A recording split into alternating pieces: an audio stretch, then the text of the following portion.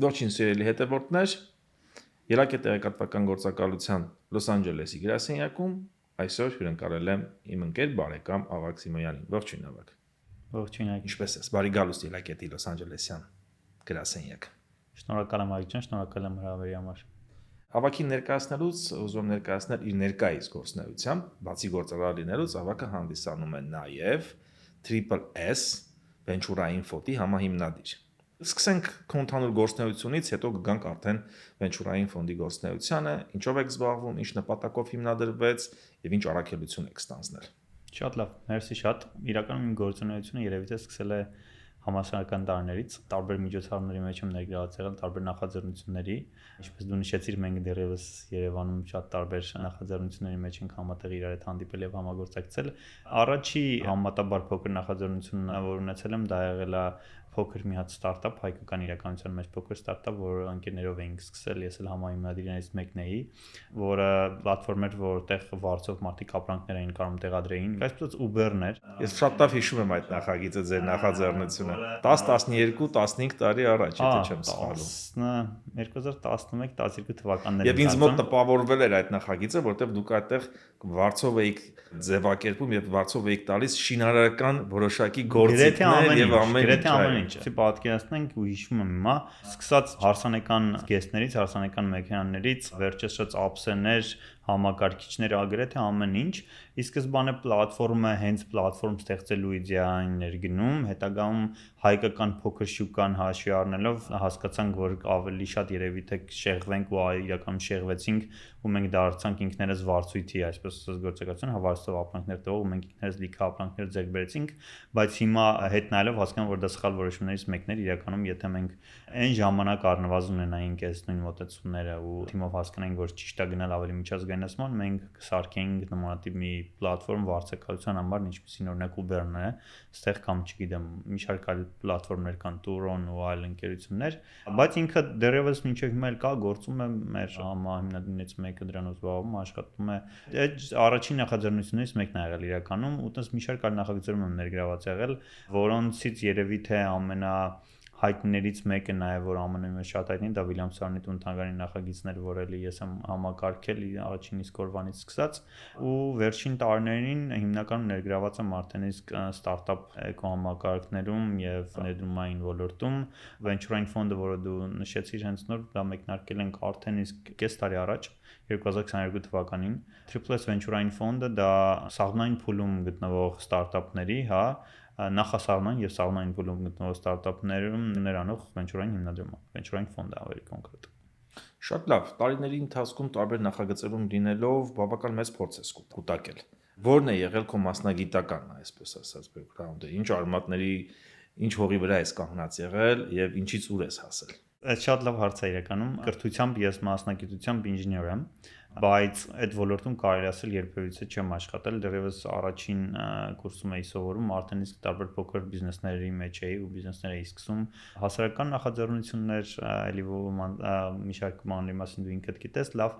Իմ հիմնական, եթե առավելություններից մեկը նշեմ, դա եղել է եւ կա այն, որ ես շատ արագ տեսնում եմ բացերը համակարգի մեջ ու փորձում եմ այդ բացերը այլ լուծումներով լրացնել եւ անգլերենում ասում են learning by doing, այսինքն սովորել անելով։ Ես դրա այսպես ջատագովներից մեկն եմ, երկու ձեռքով կողմ եմ այդ գաղափարին ու իմ կյանքում ցանկացած բան ես միշտ որոշել եմ, որ պետք է անեմ ու արագ սովորեմ ու սկսել եմ սովորել։ Ու երևի թե դա մի քանի հմտություններն են, դրանք, որոնք տենց կյանքումս ուղղորդում են ինձ։ Մասնագիտությամբ չեմ զբաղվել, բայց ոչ կրթական մասնագիտությամբ, այլ փորձով ունեմ մի քանի, կարելի ասել, մասնագիտություններ, որոնց մեջ մտնում է նաև ֆինանսների կառավարումը, ներդրումների կառավարումը, որոշակի պորտֆոլիոներ եմ կառավարել Հայաստանում տարբեր բնակավարի բիզնեսների ու հիմա էլ venture-ային ֆոնդը սկսելիս այդ փորձը ինձ շատ մեծ օգնություն էր, այսպես ասած, տրամադրում, որտեվ բացերը տեսնելով կարող ես հասկանալ, թե դիմացինը ինչ խնդիրներ ունի կամ իրենց համակարգում կամ ընկերության մեջ ինչ բացեր կան ու ինչը պիտի լրացնեն, որ կարողանան հաջողության հասնեն, ու այդ գիտելիքը օգտագործելով փորձում ենք նաև օգնենք ու խորհրդատվություն տանք նաև մեր պորտֆոլիոյի ընկերություններում, էլի ստարտափներին։ Փաստացի քո պարագայում ոչ ֆորմալ կրթությունը էական դերակատարում է ունեցել քո այսպես ասած գործարար գործնեության վրա։ Բայց դրա հետ մեկտեղ ես տարիներ շարունակ տեսել եմ եւ նկատել եմ թմային աշխատանքը, որի մեջ դու ունեցել ես քո դիրքը, դերը եւ նշանակությունը խնդիրների լուծման ասա։ Եք խոսես մի փոքր ընկերների, գործընկերների հեղինակների ում հետ կիսել ես այն գաղափարները, որոնք այսօր կյանքի են կոչվել կամ տարիների ընթացքում կոչվել տղաների մասին եւ արդեն գանք S վենչուրային ֆոնդի գործնեությանը։ Դա էլ համատեղ նույնանման խնդիրներով կամ բիզնես մտքերով, մտահղացումներով մի քանի հոգու նախաձեռնություն էր։ Ճիշտ է։ Իհարկե, շատ լավ մեջուրում էր ու մենք բոլորս էլի կհամաձայնենք դրա հետ, որ մարդուն ձևավորում է իր շրջապատը ու այն թիմը, կամ այն միջավայրը, որտեղ այդ մարդի գործունեությունը ծավալում է, ու մեր թիմը ի սկզբանե այն թիմը, որին որ դու գիտես հիմնական բոլոր ներկայացուցիչներին գիտես, ստեղծվել է հենց Հակոբ Հակոբյանի նախաձեռնությամբ մեր ընտանիքը դու ինքդ է շատ լավ ճանաչում ես, որը ստեղծվել է միասին երիտասարդական շարժման, կարելի ասել տրամաբանության ներքո, հետո դրանից հետո եղել են մի շարք այլ նախաձեռնություններ, ու այդ թիմը ձևավորվել է 2010, ոմանք 2010-ին, ոմանք 2011-ին են միացել թիմին, ու այդ թիմը մինչև հիմա տարբեր նախագծեր է անում։ Թիմի սկզբանը իր առաջ մեծ խնդիրներ էր դրել, ու ամենակարևոր խնդիրներից մեկը նաև ինքնակրթությունն էր, ու ինչպես նշեցի, տարբեր նախագծեր ներգրավելով ու փորձով այսպես ասած նաև կրթվել, միջավայրի շնորհիվ, փորձի շնորհիվ կրթվել, ու մեր նախագծերը այտենց շատ բազմազան են եղել, այսինքն թիմի շրջանակներում եւ մասշտաբային եւ շատ բազմազան են եղել, թիմի շրջանակներում արված մի քանի նախագծեր կան, որոնք շատ մեծ միջազգային այսպես ասած ձեռքբերումներ են ունեցել, նույն Վիլյամ Սարնի տուն-թանգարանը, հայերեն Վիկիպեդիային աջակցության ծրագիրը, որը ֆինանսավորվեց Ռենեսանս հիմնադրամի շնորհիվ, Ռենեսանս հիմնադրամի հիմնադիր Արտուր Ջանիբեկյանի շնորհիվ, ու այս բոլոր նախագծերը իրենք տարբեր այդ ֆորմատներով են իրականացվել, ու հիմնականում Օրիզային թիմը ամեն ինչի մեջ ներգրաված է եղել։ Նման նախաձեռնություններից մեկը էլի որ շատ մասշտաբային է, որ շատ լավ գիտես, դա Sevan Startup Summit, բոլորից հայտնի Sisay Startup Summit անունով նախագիծն է, որը 2016 թվականից արդեն ապրում ու ստեղծում է այսպես նոր բարիքներ թե հայկական էկոսիստեմի համար, թե միջազգային էկոսիստեմի համար, ու ընդամենը 3 կարծում 3 թե 3-4 օրը տղաները նորից հայտարարեցին հաջորդ սամիթի մասին Հնդկաստանում առաջիկա ամիսներին սպասվող, ինքը սամիթը նույն իր մասշտաբայնությամբ մեծ ազդեցություն է թողել նաև հայկական էկոսիստեմի վրա,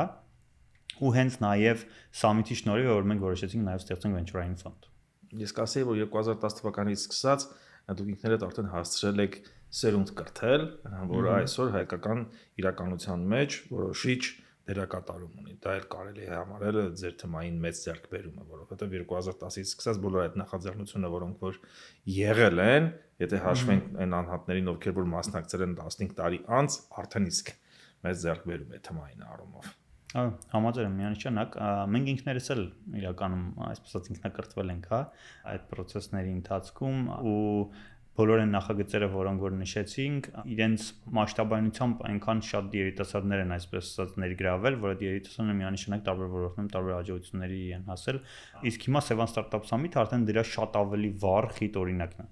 Այսինքն այդ նախագծում եկած ստարտափները, որոնք որ ձևավորվում նաև հետագամ հաջողություններ են ասում, դրանք շատ ավելի հասանելի են եւ հնարավոր է հետքը հասկանալ, որտեղից ձևավորվեցին, ո՞նց ձևավորվեցին, ինչ ճանապարհ անցան արդյունքը։ Մինչև այդ եղած նախագծը մի քիչ ավելի դժվար էր, բայց Sevan Startup Summit-ը այդպես ավելի մեծ հնարավորություն է։ Շատ լավ, Sevan-ից հետո ծնվեց հերթական նախաձեռնությունը, փաստացան վերցրի վենչուրային ֆոնդը։ Ինչ խնդիրներ եք դրել, ինչ նպատակներ եք հետապնդում եւ ինչպես են գտնվում դրանց լուծումները։ Ի սկզբանե հենց Sevan Startup Summit-ի գաղափարն արում էր, որ հայկական էկոսիստեմը, ստարտափ էկոսիստեմը զարգացնի, երբ որ մենք սկսեցինք Summit-ը ու հասկացանք, որ մենք Summit-ի շնորհիվ արդեն ձևավորել ենք միջավայր, որտեղ կան մարդիկ, երիտասարդներ, ովքեր վաղ շրջանում գտնվող իր ստարտափ կեցունը հիմնել են, բայց նաև ֆինանսավորման կարիք ունեն ու նաև կան մեծ հնարավորություններ, մտածեցինք ինչու ոչ, նաև մենք կարող ենք ֆինանսավորում ապահովենք ինքներս, բացի պլատֆորմ հանդիսանալով ուրիշների համար, որ գան ներդրումներ անեն, մենք ինքներս էլ կարող ենք ներդրումներ անենք, դրանից առաջ էլ ենք անում, բայց ավելի այսպես փակ, ավելի ընկերական ինչ-որ ընտանեկան ֆորմատի։ Հիմա արդեն հիմնավոր այս ստրուկտուրայով ենք ներդրումներ անում, հենց դրա համար ստեղծեցինք ֆոնդը, ու ֆոնդը ստեղծելիս մեր հիմնական նպատակն էր, որ գտնենք այն բոլոր հայ հիմնադիրներին, ովքեր Հայաստանում հիմնվել կամ դեկուզ ոչ Հայաստանում, ուզում են միջազգային հարթակներում մեծ խաղացող դառնան ու մեծ նախագծեր իրականացնեն, մեծ ստարտափներ հիմնեն, ընկերություններ հիմնեն, ու փորձենք իրաց ոչ միայն ապահովել ֆինանսներով, այլ նաև աջակցությամբ մեր կապերով, որովհետև ֆոնդի գործընկերները Արտուր Ջանիբեկյան, Հակոբ Հակոբյան, այլ ունեն գործընկեր Զարե Բաղդասարյան, որը ԱՄՆ-ում է գտնվում, բոլորը փորձառու բիզնեսմեններ եւ գործարարներ են։ Մեր գործընկերներից երկուսն էլ շատ մեծ խոշոր էքզիտներ են ունեցել, հա, տարբեր իրենց նախագծերում։ Ու մտածեցինք ինչու ոչ, եթե մենք ունենք այս բոլոր հնարավորությունները, ունենք ֆինանսի, այսպես ֆինանս հայթայթելու, ֆինանս ներգրավելու հնարավորություն, ունենք կապերը, CSI Startup Summit-ի շնորհիվ ունենք միջազգային հարթակներում շատ ուժեղ կապեր, ինչի այդ ամենը չօգտագործենք իշա հայկական էկոսիստեմի ու հայկական ստարտափների։ Մեր հիմնական նպատակը դա է, ոնց օգնենք ներդրում անելով համատեղ ընդհանուր հաջողության հասնենք։ Կարգախոս ունենք, որը դեռևս մտածում ենք նաև ոնց որ ավելի կզարգացնենք, կոչվում է Start Scale Success, այսինքն ուզում ենք որ ստարտափները իրենք սկսեն, մենք փորձենք իրանց օգնենք, ավելի շատ իրանք տարածման մեծանան, ավելի մասշտաբային դառնան եւ համատեղ հաջողության հասնենք։ Դա էր մեր գաղափարը։ Այ ստարտափերը, որոնք որ հասնում են ձեզ գալիս են ձեզ մոտ արդեն, բացի ֆինանսական ներդրումներից եւ փաստացիորեն նաեւ կրթական խնդիրներից, ինչ կարող եք առաջարկել եւ ինչ եք առաջարկում իրենց։ Առաջարկում ենք իրենց աջակցել ամբողջ process-ի ընթացքում, հա, սկսած նրանից թե ինչպես բանակցեն ներդրողների հետ, ինչ տրամաբանությամբ ներդրումներ ներգրավեն, ինչպես բանակցեն իրենց խոշոր հաճախորդների հետ, ինչ կյանքի ցիկլ ունի ստարտափի ստեղծման process-ը, ստուգեն իրենց խնդիրը, ինչպես հիմնավորեն իրենց լուծումները, ինչպես անցնեն feedback-ից հետո նորից հաջորդ ցիկլին, product-ը լավացնելու ցիկլին, այս ամբողջ process-ում օգնում ենք իհարկե, եթե կա պահանջ դրա։ Ուղղակի այդ process-ը մեր մոտ երկու տարբեր ընկերություններ են արդյունքում, այսինքն կա CSI Startup Summit, Sevan Startup Summit, որը այդ ամեն ինչ անում տարվա մեջ մեկ անգամ մի հատ խոշոր մեծ միջոցառումով, որի ընթացքում բերվում են տարբեր միջազգային ճանաչում ունեցող ակսելերատորներ, մասնագետներ, որոնք այդ 7 օրվա ընթացքում շատ խիտ կրթական ծրագիր են անցկացնում բոլոր մասնակից ստարտափների համար, իսկ այդ ստարտափներից ընտրված մի քանիսը,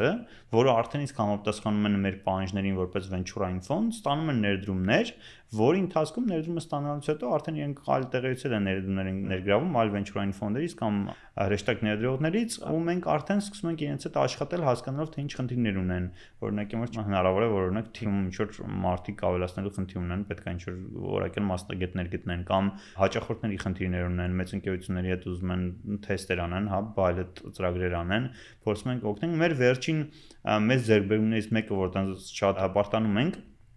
ունենք մի հատ ընկերություն, որը առաջին իրենց ներդրումային այսպես ռաունդը փակելուց հետո որոշակի հաջողությունների էր հասել, բայց կանգնել էր մի կետի, որ կարծես թե լավ չէր ստացվում իրենց մոտ հաջորդ ռաունդ ֆինանսավորում ներգրավելը։ Մենք իրենց հետ որոշակի ժամանակ ծախսեցինք, աշխատեցինք, թե ինչպես դիրքավորեն իրենց product-ը, ինչպես ներկանան ներդրողներին, ու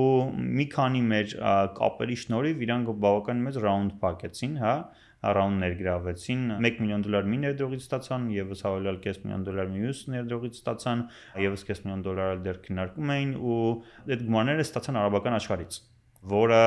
ինչ այդ կարելի է ասել փակ էր, ու կոնկրետ այդ ներդրողները առաջին անգամ հայկական համակարգում ներդրումներ արեցին։ Հայկական հայ ստարտափում ներդրումներ արեցին, ու հիմա այս ընկերությունը նաև որոշեց, որ կենտրոնը արաբական աշխարհի վրա ու այնտեղ կաշխատի։ Քաթարից էր ֆոնդը, որը ներդրում արեց, ու Քաթարի ազգային բանկը հետո ներդրում արեց այս ընկերության մեջ, ու հիմա իրենք կենտրոնում են Քաթար, Արաբական Էմիրություններ, Սաուդի այդ բոլոր երկրներում փորձում են տարածվել, էլի։ Մինչ այդ կարելի է ասել տպավորությունը, թե հայկական ստարտափների համար այդ աշխարհը փակ է, ու կարծեմ վստահ չեմ իհարկե, բայց կարծեմ սա առաջին ներդրումներ առասարակ Քաթարի կողմից հայկական էկոսիստեմում։ Ինչպես, ով կարող է դիմել, ինչ պարագայում կարող են դիմել ձեզ եւ դուք ձեր հաստատման գործընթացը ոնց եք իրականացնում։ Ցանկացած թիմ, որոնք ունեն գաղափար ու որոշակի աշխատանք են տարել այդ գաղափարի ուղղությամբ, հա, պատկերացնում են խնդիր են գտել, խնդրի լուծման ուղղված որոշակի աշխատանք են տարել, minimum ասում են MVP, հա, minimum viable product ունեն, minimum ինչ-որ product են փորձել սարքեն կամ թեկուզ ուղղակի թեստավոր են դերևս product-ը չկա, բայց գտել են խնդիր եւ համապատասխան գիտելիքներով եւ հմտություններով մարդիկ են իրար գլուխ հավաքված ու փորձում են դա լուծել, արդեն այս փուլից կարան մեզ դիմեն։ Մենք այդ առումով շատ հասանելի ենք, այսինքն սկսած սոցիալական հարթակներում, LinkedIn-ում կամ այլ տեղերում կարող են ուղիղ գրեն կամ email գրեն հարագարձականում են, կամ նաեւ ունենք մեր վեբսայթում, այս պլատֆորմում կա հնարավորություն ուղղակի մտնել, լրացնելու հայտարարումը եւ ուղարկել, մենք դա գրեթե բոլորին պարտաճանաչ պատասխանում ենք։ Երբեմն լինում է, որ ասենք ինչ-որ շատ զբաղվածություն կան, մի քանիսին բացենք տոն, բայց բոլորին անպայման արձագանքում ենք, ու հիմա արդեն այս վերջին մի քանի տարիների ընթացքում կարողացել ենք շատ արագացնել այդ process-ը, այսինքն բոլոր նրանք, որոնք մեր համար ակնհայտ ոչ են, շատ արագ են արձագանքում։ Մինչ այդ մի քիչ շատ ժամանակ ենք դնում։ Process-ը սովորաբար տևում է 6-ից 8 շաբաթ, բայց կախված դեպքերից կարող ավելի երկար տևի։ Այսինքն եղել են նաև որոշումներ, որ կացրել ենք ընդհանրապես 2 շաբաթ։ Շատ է, ովքեր են որոշում կայացնողները, ովքեր են որոշում ճակատագրերը։ Մենք ունենք թիմ, որոնք պատասխանատու են այդ ստարտափների հետ առաջին հանդիպումների ու որոշակի հարմով ռիսերչ անելու, ուսումնասիրություններ անելու ու մեզ ներկայացնելու համար եւ թիմը հիմնականում գործընկերներն են ֆոնդի։ Նշեցի արդեն անունները՝ Արտուր Ջանևեկյան, Հակոբ Հակոբյան, Զարե Բաղդասարյան եւ ես։ Մենք այդ որոշումները կայացնում ենք մի քանի անգամ թիմերի հետ խոսելուց հետո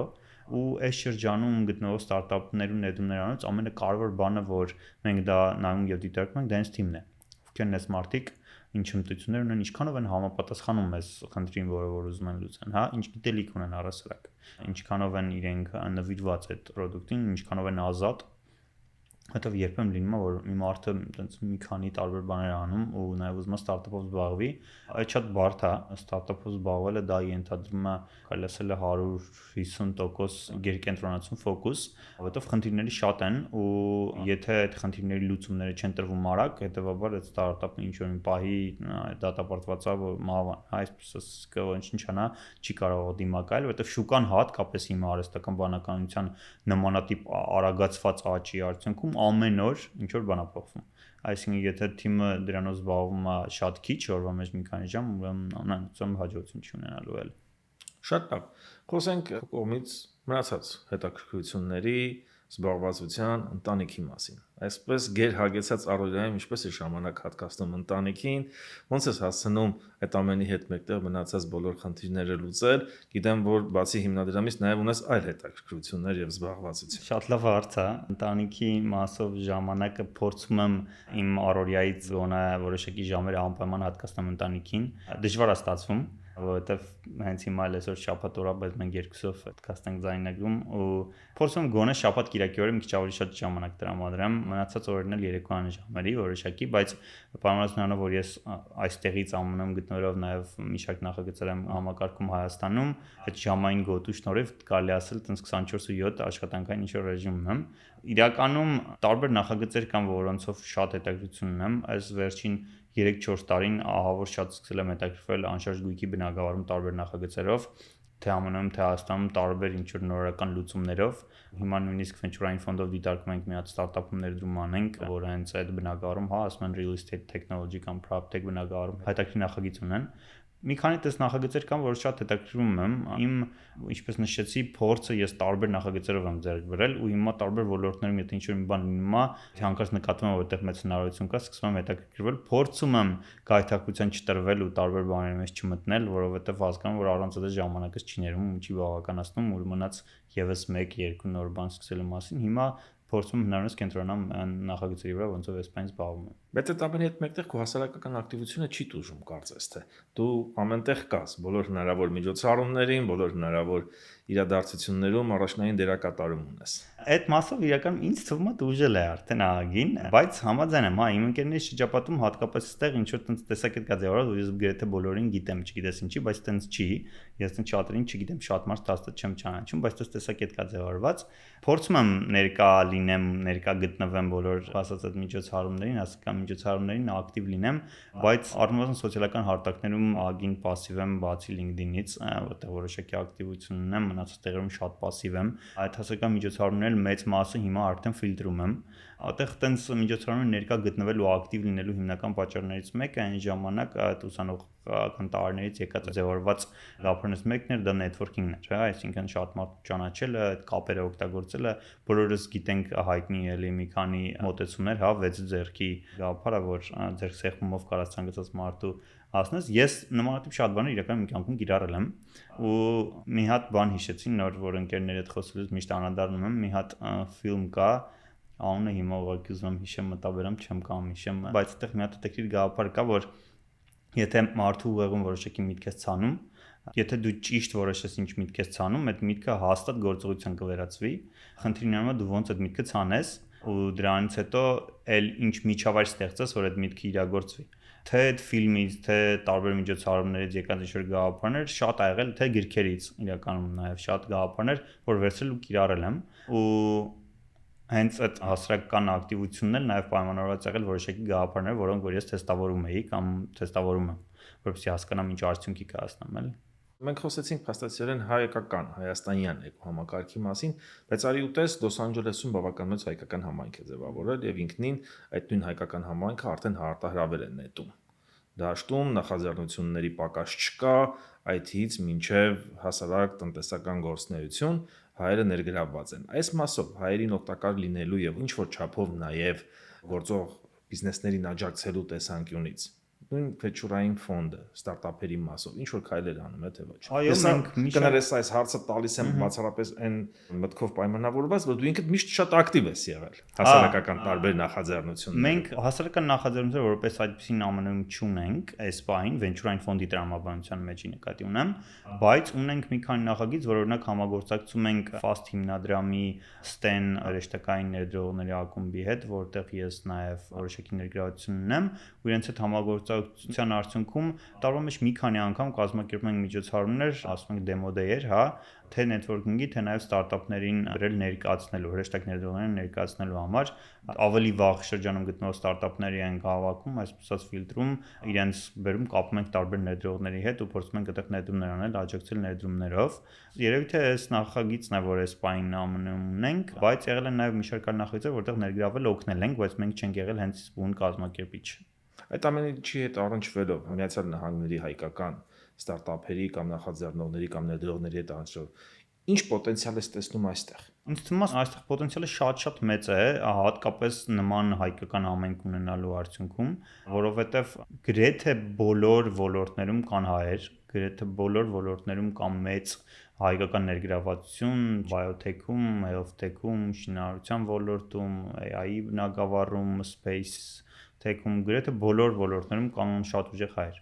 Ու սա մեր երևի թե ամենամեծ ուժն է, որը պետք է ճիշտ օգտագործենք, ու այդ գիտելիքը փորձը կարա վերածվի պրոդուկտների, կարա վերածվի ընկերությունների, ու շատ ցանկալի է, որի ուղղությամբ մենք հիմա մի քանի նախագիծ ենք մտածում, դա ոչ ֆորմալ փորձում ենք անենք, բայց հիմա մտածում ենք ֆորմալիզացնենք, որ նմանատիպ մասնագետները ինչ որ նախագծեր սկսելուց կամ եթե ուղղակի չեն ուզում իրենք ստարտափ սկսեն, բայց ուզում են այլ ստարտափի միանան Հայաստանում կամ հայկական այլ Սփյուռքում աշխարհում գտնվող այլ երկրներում ստեղծարար մարդկանց, հա, ստարտափների ու փորձեն համատեղ ընկերություններ հիմնել, որովհետև այստեղի պոտենցիալը եւ կապերը ու գիտելիքը միանշանակ շատ կօգնի Հայաստանում ապրող արարող առաջի կամ երկրորդ կուրսում գտնվող ստարտափի հիմնադրին, որը լինելով հայկական փոքր շուկայում ամենայն հավանականությամբ իր մտածելակերպը կամ միտքը ձևավորվել է այդ փոքրության տրամաբանության մեջ ու շատ լավ չի պատկերացնում մեծ կորպորացիաներում եղած խնդիրները։ Իսկ այն մարդիկ, այն հայերը, ովքեր աշխատում են մեծ կորպորացիաներում, շատ ավելի լավ են պատկերացնում այդ մեծ խնդիրները, որոնց հիմա կորպորացիաները բախվում են, ու հնարավոր է, որ այս համատեղ սիներգիայի արդյունքում կարողանան համատեղ ընկերություններ հիմնել։ Ավակ, որոնք են այն հիմնական խնդիրները, մարտահրավերները, որոնք խոչընդոտ են հանդիսանում այսօր զարգացման համար։ Որտեղ ԱՄՆ-ում, թե Միացյալ Նահանգների մասին է խոսքս։ Դժվար հարց է իրականում, եթե հայկական էկոսիստեմին նայենք, հայկական էկոսիստեմի համար ուղղակի արդեն իսկ այն կետին ենք հասել, որ հիմա մի հատ նախ վերջին 10 տարում շատ արագ աճել ենք, շատ մեծ աճ կա, թե հայկական էկոսիստեմ, թե հայկական ասելով ի նկատի ունեմ նաև հայերի կողմից ստեղծված էկոսիստեմը, որը կարող լինի ԱՄՆ-ում, կարող լինի Գերմանիայում կամ Հայաստանում, շատ մեծ աճ կա ու պրոգրեսի պոտենցիալն էլ ավելի մեծ է, որովհետև ունենք այնպիսի ընկերություններ, ինչպես են Service Titan-ը, CRISP-ը, Super Annotate-ը ու մի շարք այլ խոշոր ընկերություններ, որոնք մեծ թիմեր ունեն Հայաստանում կամ Bixart-ը, այս թիմերից դուրս եկած աշխատակիցները կամ դուրս եկած փոքրիկ թիմերը, որոնք այլ պրոդուկտներ են ստեղծում, արդեն իսկ կան տարբեր վառօրինակներ, էլի շատ մեծ պոտենցիալ ունեն ու ինձ թվում է արդեն այն մարտահրավերները, որոնք այն ժամանակ կային, հա, ճանապարհ բացող չկար այսպես ասած, հիմա ճանապարհները բացված են։ Խնդիրը այդ որոշումը կայացնել ու այդ ճանապարհով անցնելն է, որովհետև իրականում հեշտ չի։ Ու շատ դեպքերում մարդիկ ուղղակի չեն ուզում դուրս գան իրենց կոմֆորտի զոնայից, իրենց կայուն աշխատավարձից, հատկապես ԱՄՆ-ում, եթե դերքենք հայկական փոքր համայնքի մեջ, ապրելու ծախսերը թանկ են, այսինքն մեծ են այդ ծախսերը, եթե ուսանողը կամ երիտասարդը պետքա դուրս գա իր աշխատանքից ու միայն ստարտափով զբաղվի, պետքա որոշակի ռիսկի գնա, որ վաղը կարա, չգիտեմ, վաղը իհարկե ճակերտա որ ասած մի քանի ամիս կամ տարի հետո կարա ձախողվի, կարա չհաջողվի, ու շատերը այդ ռիսկին չեն ուզում գնան, ու ընտրում են այլ ճանապարհ, բայց ինձ թվում է այս պահին առասարակ աշխարհում ոչ միայն ԱՄՆ-ում ստարտափ ստեղծելը, ստարտափով զբաղվելը, չասեմ թրենդային, բայց դեպի թրենդ գնալուն է նմանվում,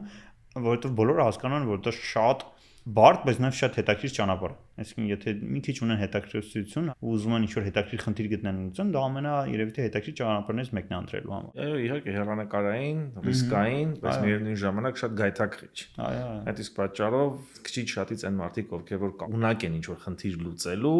փորձում են իրենց ուժերը այդ դաշտում, համոզված լինելով, որ իրենց նախաձեռնությունը հաջողությամբ կպսակվի։ Այո։ Մեր զրույցը ամփոփելուց առաջ կուզենայի, որ մի փոքր անդրադարձ կատարես այն թեմաներին, որի մասին ինքդ կուզենայիր խոսել։ Ես երևի թե կուզեի խոսել ինքնակրթվելուց եւ նշեցինք networking-ը, հա, նաեւ կապեր ձեռք բերելուց ու կուզեի, որ երիտասարդները, նրանք ովքեր որ առաջին կամ երկրորդ կուրսում են կամ չտով իրենց համալսարանական տարիները կավարտեն ու կմտնեն ավելի մեծ կյանքի այսպես շրջափուլի մեջ, կուզեի, որ իրենք շատ մեծ ուշադրություն դարձնեն ինքնակրթվելուն ու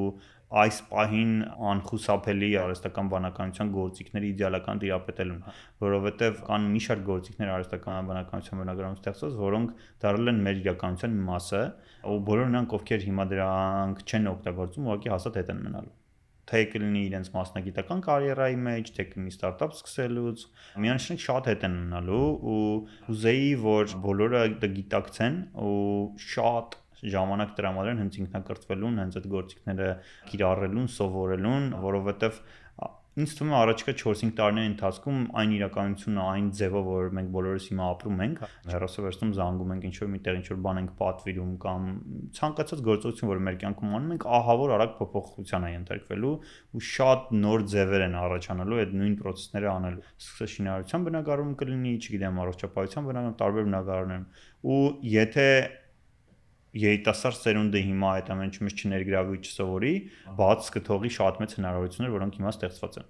Այսինքն նմանատիպ փոփոխություն, հա, նմանատիպ հնարավորություն ինձ թվում է վերջին 10 տարում երևի թե չի եղել, ու հիմա շատ մեծ հնարավորությունների ժամանակաշրջան։ Այսինքն այս նորարարական ալիքը, որ եկել է, շատ մեծ հնարավորություններ է ստեղծել։ Ու նաև դրան նպաստեց COVID-ը եւ հետ COVID-յան իրականությունը իհարկե։ Ինձ թվում է, որ լավ կլինի, որ երիտասարդները շատ կենտրոնանան այդ ամենի վրա, փորձեն տենց առաջ գնան։ Իմ նախաձեռնության այս ոդքասթի շրջանակում ես բարբերաբար նշում եմ, որ այն մարդիկ, ովքեր որ թողել են տունը տեղը հայրենիքի եւ տեղափոխվել են Միացյալ Նահանգներ, դատապարտված են լինել առողջ, հաջողակ եւ հարուստ։ Կարծում եմ ձեր առաքելություններ ձեր շրջափով նպաստելու է դրան, որպեսզի այն հայերը, այ ընտանիքները, ովքեր որ տեղափոխվել են Միացյալ Նահանգներ, ընդունելով այստեղի մարտահրավերները, կարողանան իրենց կյանքը այնպես կառուցեն, որպեսզի գրանցեն իրենց հաջողությունը այս երկրում։ Ես նաև կառաջարկեի եւ չասեմ խորհուրդ կտայի, այլ ասեմ կվոքեշն չէի այդ բոլոր մարդկանց, որ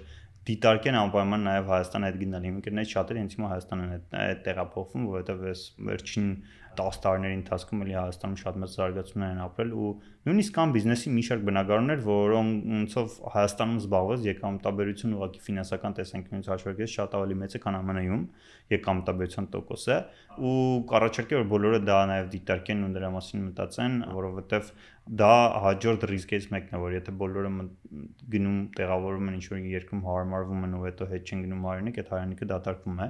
Ես ինքս իմ պլաններում դա ունեմ, ասած ունեմ բան, հա, ճանապարհային քարտեզ թե դա ոնց եմ անելու, որովհետև ԱՄՆ-ում գտնվել լրիվ համաձայն եմ քո հետ, տենց ինչ-որ 24/7 աշխատանքի ռեժիմ է, որը եթե նույն տեմպը պահեն Հայաստանում, էլի նույն արդյունքներին կհասնեն։ Ուղղակի Հայաստանում տենց ավելի ոնց որ տանն ես քեզ լավ զգում, այդ տենց զգում ես Հայաստանում ու այդ ամենը չես անում։ Դե միանշանակ այս նպատակն ու խնդիրն էլ դրանում է կայանում, որ մարդիկ, որոնք որ այս փուլում գտնվում են Միացյալ Նահանգներում, ոնց գրանցեն իրենց հաջողությունը, հակառակ պարագայում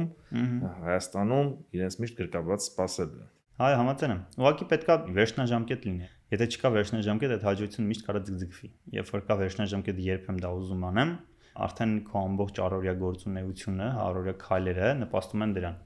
որովհետև դու գիտես, որ պայմանական ունես 2 տարի կամ 3 տարի կամ 5 տարի, չգիտեմ, ինչ որ մի հատ վերջնաժամկետ կա ու դու դրան մոտենում ես, որովհետև եթե դա չկա,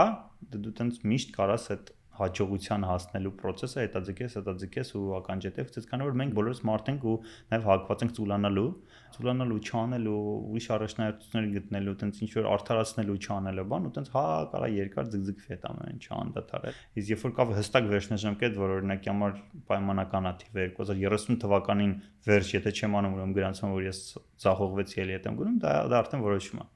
Ինչ մեսիջներ կա, որ կուզենաս հղել, ասել։ Կուզեի որպես էլի տենց մեսիջ չղել, որ լավ կնի երիտասարդները ավելի ակտիվ լինեն հասարակական կյանքում, ու փորձեն տարբեր միջոցառումներ ներգրավել ու ոչ ֆորմալ կրթությունը չասեմ բերել առաջնային կետում դնել, բայց նաև գրեթե հավասարեցրել առաջնահերթությունների մեջ դնել, որովհետև ես իմ կյանքի փորձից հասկացել եմ, որ ոչ ֆորմալ կրթության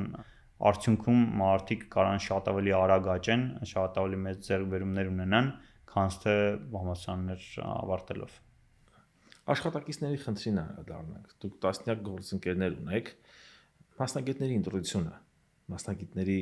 բացը, ինչպես եք լրացնում։ Դա բարդ հարց է, ճիշտ ասած, երբեմն դժվար է ստացվում, բայց շատ ա եղել, որ մենք ուղղակի ընտրել ենք մարդուն քան թե մասնագետին։ Հնարավորություն ենք տվել, որ իրանք սովորեն, ինքնակացվեն ու մասնագետ դառնան կամ մենք սովորեցնենք, կրթենք, որպեսզի աճեն, բայց այս վերջերս իհարկե հենց կոնկրետ venture-ային ֆոնդի տրամադրության մեջ տենց չեն կարողանում անել,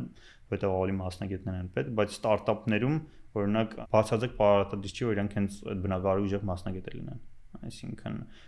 կան ոլորտներ, որոնք այդտեղ ցանկալի կլինի, որ այդ բնակարարի մասնագետ լինեն,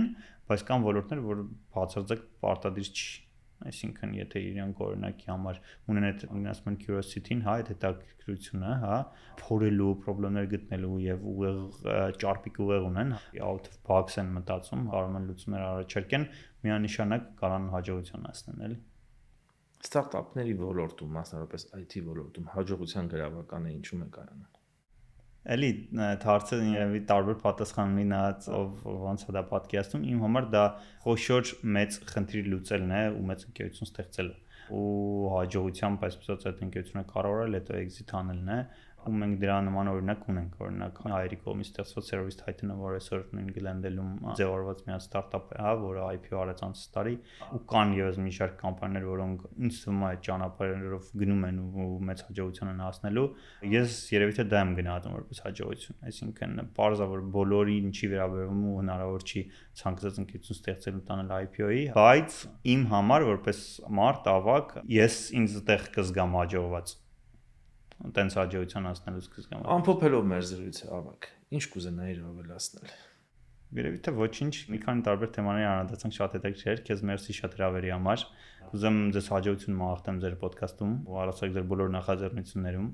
եւ մաղթեմ, որ այն բոլոր նախաձեռնությունները, որ նաեւ դու անում ես հենց հայկական էկոհամակարգում, հայկական իրականության մեջ էլի հաջողությամբ փսակվեն ու կարողանաս ստեղ գտնվելով այդ գիտելիքը փորձը կապերը իշահ օգտագործես նաեւ Հայաստանում որոշակի աջակցության ու ծրագրերի իրականացման, որ գիտեմ անում ես, կուզեմ այդ ամեն ինչը հաջողությամբ փսակվեն։ Շնորհակալություն հրավերս ընդունելու համար։ Իրակե բոլոր այն նախաձեռնությունները, որը դու, ես կամ մեր ընկերները անում ենք, հնարավոր է հաջողության հասցնել միայն այն պարագայում, երբ որ մեկս մյուսին փորձով, գիտելիքով եւ հնարավոր բոլոր կապերով նաեւ աջակցություն ենք ցուցաբերում,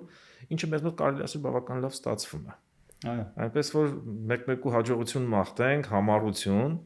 նպատակին հասնելու համար։ Սիրելի հետևորդներ, իմ հյուրներ, իմ լավ բարեկամ Ավագ Սիմոնյան, Triple-S Venture-ային ֆոնդի համահիմնադիր։ Շնորհակալություն Ավագ։ Շնորհակալություն։ Հրավերի համար։ Կհանդիպենք եւ հանդիպենք։ Լավ։